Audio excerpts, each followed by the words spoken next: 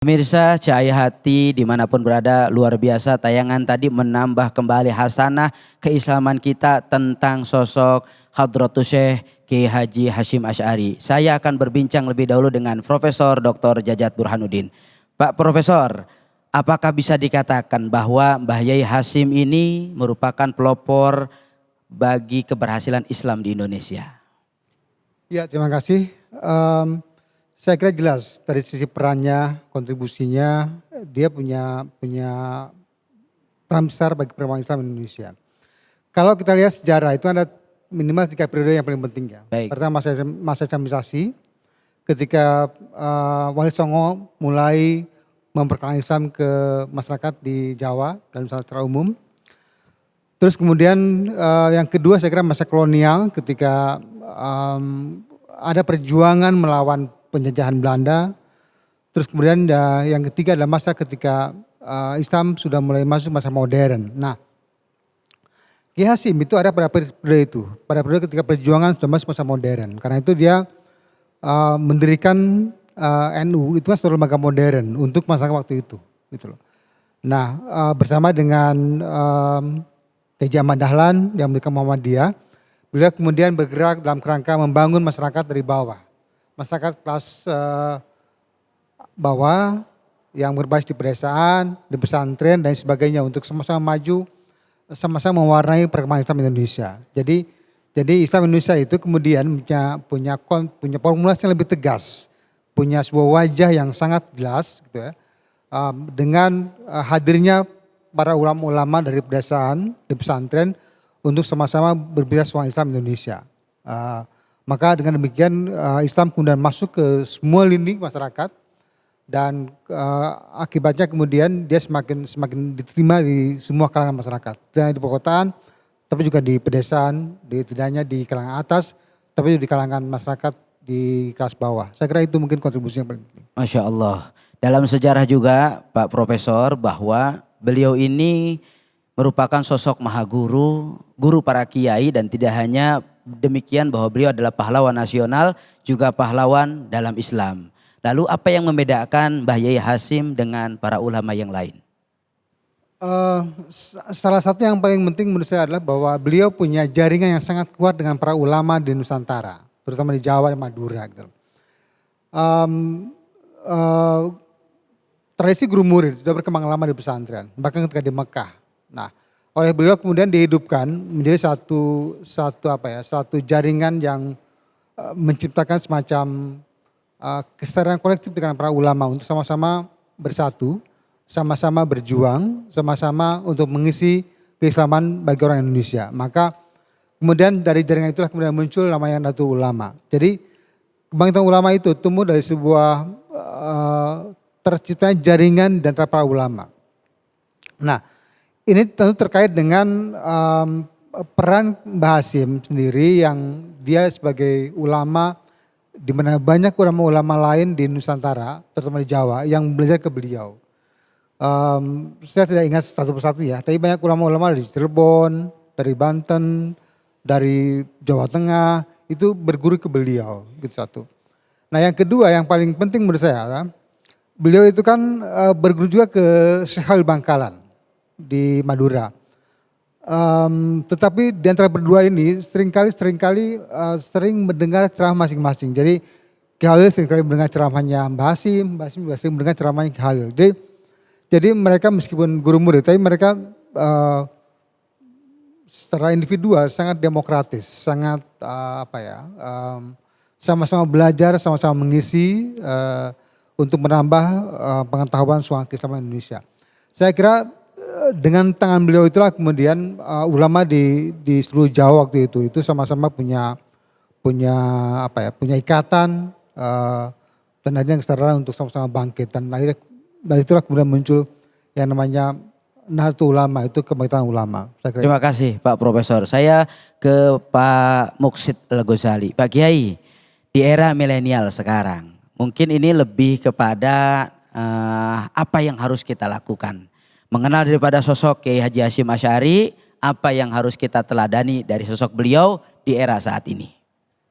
Kiai Hasyim Asy'ari ini kalau hidup sekarang itu usianya 14 Februari 2022 kemarin, J. 151 tahun. Masya Allah. 151 tahun. Karena beliau lahir 14 Februari 1871. Dengan Syekhona Khalil Bangkalan terpaut agak jauh, karena Kiai Khalil Bangkalan lahir 1820, kemudian Syekh Nawawi Banten lahir 1815. Tapi walaupun begitu, J. kalau kita lihat jejak perjalanan Syekhona Hadratus Syekh Hasyim Asy'ari, dalam usia yang cukup dini beliau sudah berangkat ke Hijaz, ke Mekah untuk belajar kepada ulama-ulama dunia di sana.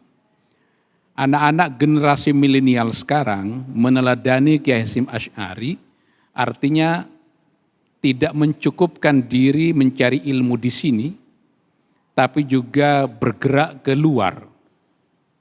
Jadi jauh sebelum orang bicara mencari ilmu sampai ke negeri Cina, Mbah Hasyim Asy'ari dari bumi Nusantara ini sudah bergerak ke Timur Tengah belajar Islam di sana. Masya Allah. Satu, belajarnya cukup jauh.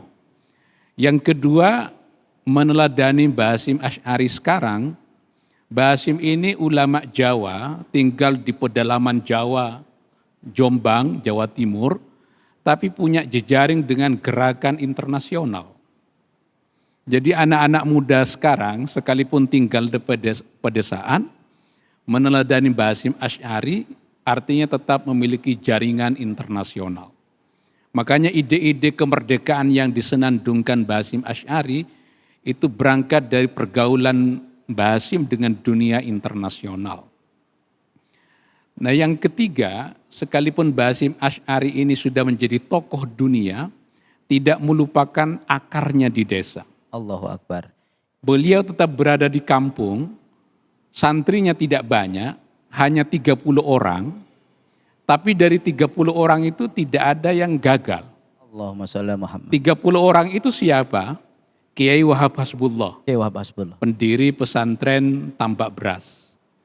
Kiai As'ad Syamsul Arifin, yang jumlah santrinya sekarang 23.000.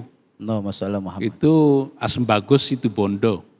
Kiai Zaini Mun'im, itu pendiri pesantren Nurul Jadid, Paiton Probolinggo, Paiton. santrinya 10.000. 30 orang itu santrinya Mbah Hasyim Asy'ari, tidak ada yang gagal.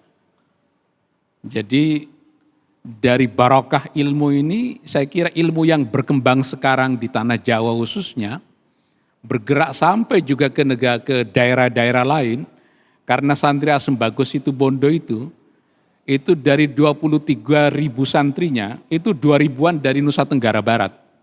Itu jalur nasab ilmunya lewat Mbah Hasyim Asy'ari. Jadi belajar yang jauh, berjejaring secara internasional, jangan lupakan akar yang ada di bawah. Itu anak-anak muda sekarang bisa belajar dari Mbah Hasyim Asy'ari seperti itu. Terima kasih Guru. Kita ke Kiai Badrul Tamam. Guru, bagaimana filosofi yang ditanamkan Mbah Yai Hasyim Asy'ari pada keluarga besar Nahdlatul Ulama? Iya, menarik sekali kalau kita belajar dari Hadratus Syekh Kiai Haji Hasyim Asy'ari. Kalau kita ke kantor PBNU, kita banyak melihat ya dawuh-dawuh para kiai, dan kita baca di situ dawuhnya Hadratus Syekh Kiai Haji Hasyim Asy'ari. Di sana dikatakan, siapa yang mengurusi NU, saya anggap sebagai santriku. Dan siapa yang jadi santriku, saya doakan semoga husnul khotimah sampai anak cucu dan keturunannya. Ini luar biasa sekali dan membekas. Jadi mengurusi tidak harus menjadi pengurus. Bisa menjadi struktural ataupun non-struktural, kultural. Nah, kita belajar dari sini, terutama tadi sudah disampaikan oleh Kiai Muksid, itu luar biasa sekali ya, literasi-literasi, terus jejaring, dan tetap membawa keakuan kita Indonesia, itu yang perlu kita perkuat terutama di dunia milenial sekarang, yaitu adalah membuat konten-konten, dakwah-dakwah yang santun, yang damai, yang moderat, rahmatan lil alamin. Ini penting di media baru, misalkan di TikTok, di Twitter, di Facebook, di Instagram, dan lain sebagainya. Kita semuanya, terutama para milenial, tidak boleh menjadi follower saja, tetapi harus menjadi konten kreator yang konsisten, sinergis, dan kolaboratif. Terima kasih Guru. Kita ke Kiai Muksid. Kiai Muksid, apa yang melatar belakangi Mbah Yai Hasyim membuat organisasi Nahdlatul Ulama? Iya, banyak faktor yang menjadi kegelisahan para ulama ini di Nusantara. Kenapa kita menjadi tamu di tanah sendiri? Justru negara lain, para penjajah lebih menguasai sumber daya ekonomi. Sumber daya politiknya dikuasai oleh penjajah. Untuk berangkat haji saja, nanti Prof. Jajat bisa bicara, untuk berangkat haji saja saat itu yang ngurus Belanda. Karena itu tidak ada pilihan lain menurut Mbah Hasyim bahwa Indonesia harus merdeka.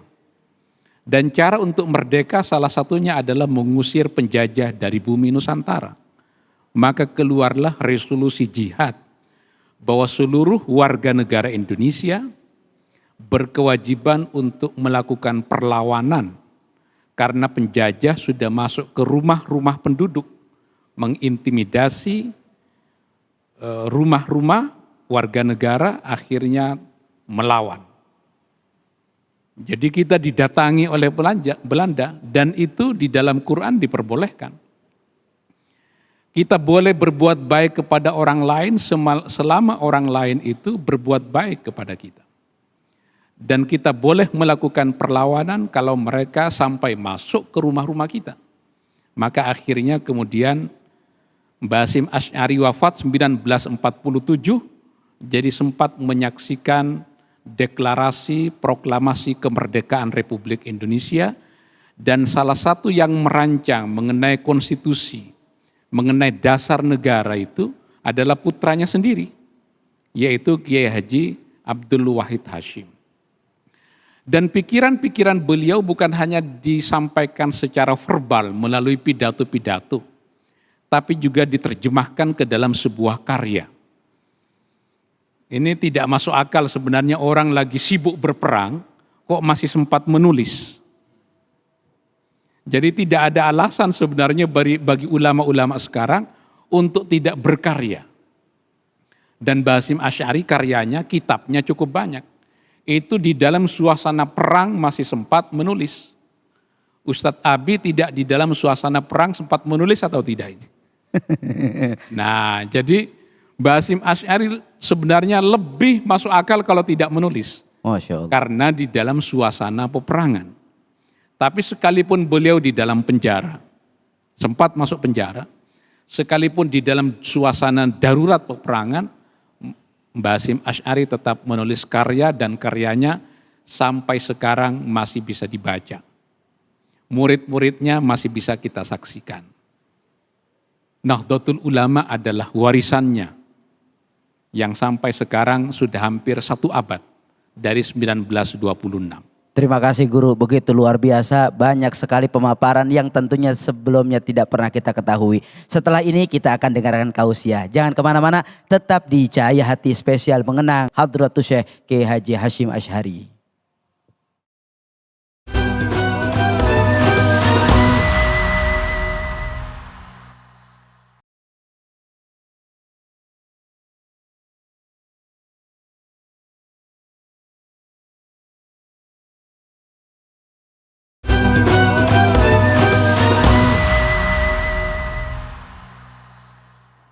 أعوذ بالله من الشيطان الرجيم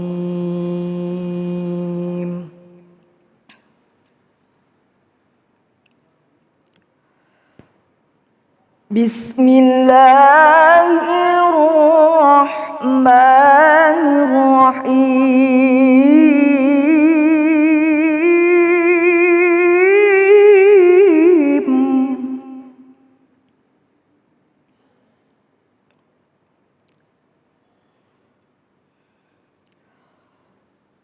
سبحان الذي خلق الأزواج كلها مما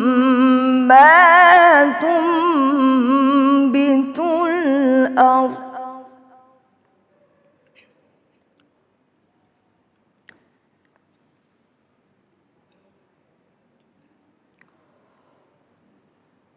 ومن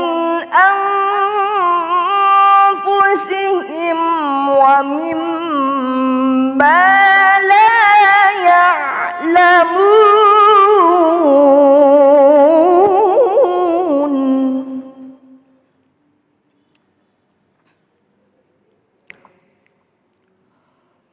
وآية لهم الليل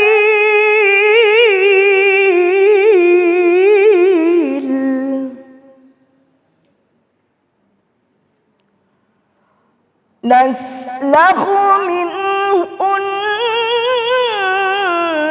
النهار فإذا هم مظلمون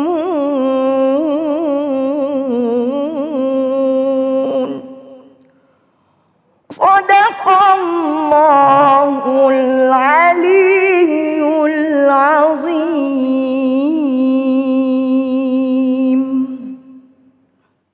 Kembali lagi di Cahaya Hati Indonesia mengenang Hadratus Syekh Kiai Haji Hasyim Asy'ari. Setelah tadi kita berbincang-bincang dengan orang-orang terdekat dengan Hadratus Syekh, sekarang kita akan dengarkan tausiah insyaallah yang akan membagi ilmunya pada kesempatan kali ini Kiai Haji Muksid Ghazali. Kepada beliau dipersilahkan. Assalamualaikum warahmatullahi wabarakatuh. Bismillah, alhamdulillah, wassalatu wassalamu ala rasulillah Muhammad ibn Abdillah wa ala alihi wa sahbihi wa mawala amma ba'du. Hadirin hadirat kaum muslimin muslimat yang berbahagia, ibu-ibu jemaah pengajian dari Tangerang, jauh juga ke Jakarta. Berapa hari nyampe Jakarta? 2 hari 2 malam. 2 hari 2 malam nyampe Jakarta. Kelihatan lemes sedang puasa. Masih puasa Bu toh? Masih puasa. Semangat. Alhamdulillah. Ibu-ibu Indonesia ini dikaruniai ulama-ulama besar oleh Allah Subhanahu wa taala. Salah satu ulama yang banyak berjuang di Indonesia adalah Hadratus Syekh Kiai Haji Hasyim Asy'ari. Ibu-ibu tahu siapa Mbah Hasyim Asy'ari? Tahu. Mbah Hasyim Asy'ari adalah pendiri organisasi keislaman terbesar bukan hanya di Indonesia tapi di dunia. 51% umat Islam Indonesia itu terasosiasi dengan Nahdlatul Ulama. Jadi terbesar bukan hanya di Indonesia, tapi terbesar di dunia. Jumlah warga NU itu lebih besar dari jumlah umat Islam negara-negara di Timur Tengah. 32 juta penduduk Saudi Arabia itu jauh lebih besar warga Nahdlatul Ulama. Mbah Hasyim Asy'ari adalah pendiri Nahdlatul Ulama. Karena itu jika tidak ada amal ibadah lain selain mendirikan Nahdlatul Ulama, Mbah Hasyim sudah cukup dengan Nahdlatul Ulama menjadi sebab beliau masuk surganya Allah Subhanahu wa taala. Tapi Kiai Hasyim Asy'ari bukan hanya mendirikan Nahdlatul Ulama, juga mendirikan pondok pesantren. Bukan hanya mendirikan pondok pesantren, Mbah Hasyim Asy'ari juga ikut berjihad, berjuang, menegakkan agama Allah Subhanahu wa taala. Ikut berperang di penjara, tapi bukan memerangi sesama umat Islam, bukan memerangi warga Nusantara, tapi memerangi para penjajah yang masuk ke tanah Nusantara ini. Makanya mengenang Mbah Hasyim Asy'ari adalah mengenang Indonesia. Mengenang Mbah Hasyim Asy'ari adalah mengenang umat Islam Indonesia. Mengenang Mbah Hasyim Asy'ari adalah mengenang pendidikan Islam di Indonesia. Allah berfirman di dalam Quran, "Inna nahnu nuhyil mauta wa naktubu ma qaddamu wa atharahum." Ini di dalam surat Yasin. Hafal enggak surat Yasin? Di dalam surat Yasin ada ayat, "Inna nahnu nuhyil mauta." Kami yang menghidupkan orang-orang yang sudah mati, wa naktubu ma qaddamu wa atharahum. Kami, kata Allah, yang akan mencatat jejak-jejak perjuangan umat manusia, jejak-jejak perjuangan para tokoh-tokoh perjuangan di Indonesia. Saya bisa berdiri di sini, itu juga sebabnya karena Kiai Hasyim Asy'ari. Kiai saya Hadratus Syekh Kiai As'ad Syamsul Arifin itu berguru langsung kepada Mbah Hasyim Asy'ari. Dan saya berguru kepada Kiai Hasyim Asy'ari. Kiai Hasyim Asy'ari berguru pada gurunya. Yang mengarang kitab Jurmiyah, berguru pada gurunya. Terus sampai kepada Rasulullah Sallallahu Alaihi Wasallam. Ada hadis, kata Rasulullah, "Man sofani, wa man sofaha man sofahani, wa man sofaha man sofaha man sofahani, dakhalal jannah." Barang siapa yang bersalaman kepadaku, atau bersalaman dengan orang yang pernah bersalaman denganku, atau bersalaman dengan orang yang pernah bersalaman dengan orang yang pernah bersalaman denganku, masuk surga. Saya pernah bersalaman dengan Kiai As'ad Syamsul Arifin. Kiai As'ad Syamsul Arifin pernah bersalaman kepada Mbah Hasyim Asy'ari. Mbah Hasyim Asy'ari pernah bersalaman kepada gurunya. Gurunya pernah bersalaman kepada gurunya. Gurunya pernah bersalaman kepada Rasulullah Sallallahu Alaihi Wasallam. Masuk surga. Jadi kalau Ustadz Abi bersalaman kepada saya bersalaman kepada guru saya, insya Allah beliau masuk.